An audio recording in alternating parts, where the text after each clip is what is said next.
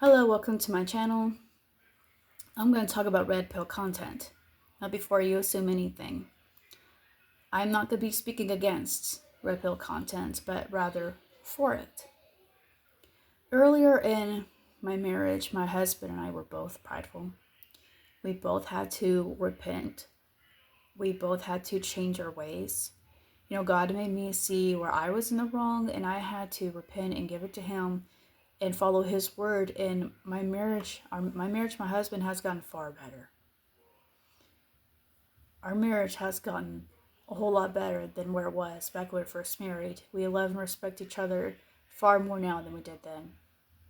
But I also learned some things from red pill content. And at least, for the channels that don't have cussing in it, I'd say God even taught me something. Maybe God taught me some things through red pill content as well. Because there's some things that some of the creators have pointed out, and I'm sort of thinking, wait, I can improve there. Or wait, I can apply this with my marriage here. Because I want my marriage to my husband to keep growing, to move forward, not go backward. So, red pill content, I would argue, is not just good for men, but it's also good for women.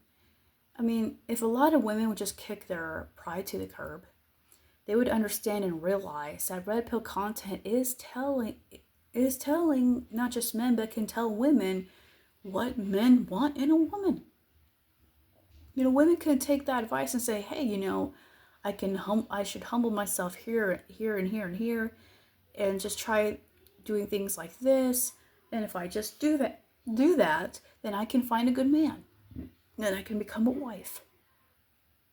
But a lot of women don't want to do that.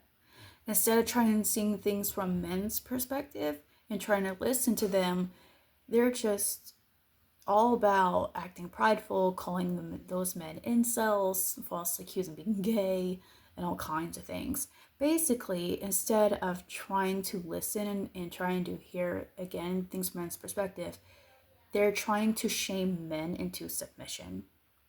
They're trying to shame men in the hopes that men will just give up and submit to them. And I'm so glad that men are not listening to them, and they shouldn't. Whether it's a woman or a man, it is not right to put yourself above someone else. It is not right to devalue somebody according to their ethnicity or their gender or whatever. It isn't right to treat somebody less than of a human being. And if you listen to red pill content, what they're asking for is very simple. They just want love and respect. They just want to be seen as human. They just want, they just want to be valued. Any human being would want and desire that. There is nothing wrong with that. But unfortunately, a lot of these women don't want to do that. So I just want to talk about two scriptures out of the book of Proverbs. The first one being, pride comes before a haughty spirit. Pride comes before destruction, and a haughty spirit before a fall. And the second one, actually, the second one's from New Testament. I'm sorry, but anyway, the second one is, be quick to listen, slow to speak, slow to anger.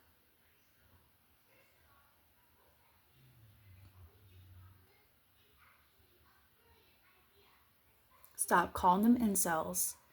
Stop trying to shame them into submission. Stop whining on the internet. Just sit and listen. Learn. What they're asking for isn't really that much. It honestly isn't.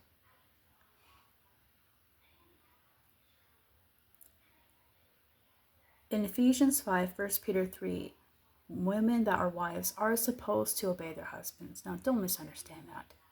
That doesn't mean that gives men permission to abuse their wives or control them or anything. Because if you read the rest of it, men are told to love and honor their wives, lest their prayers be hindered. But let's not forget something here. God made Adam first. Eve was made to be there for Adam. She was to be his helpmate. She was to be his wife, to be his peace. And if you go through scriptures, it doesn't just tell women, it doesn't just tell men how to treat women, but also tells women how to treat men. Why? Because men also matter. God telling women of how women should be to a man, that's one of his ways of protecting men. Just like how he tells men how they should treat women is one of his ways of protecting us women. God protects both men and women because both have value. He loves both. He's not gender biased, and neither should we.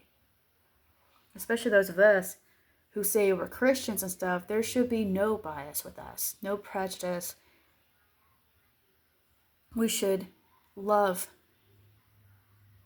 others and value others, even our enemies. But listen, ladies, men do not have to be your enemy. A lot of you, not all of you, but a lot of you have chosen to make men your enemy. And yes, there are some men that have chosen to make women their enemy too. I'm not denying that. But a lot of times, a person is your enemy because you chose that, not because they wanted it.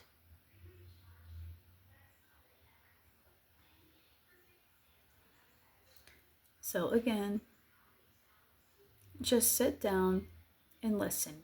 Be quick to listen, slow to speak, slow to anger. You will learn some things if you're just willing to humble yourself and listen. But that's all I gotta say on that. I love you with you. Shalom.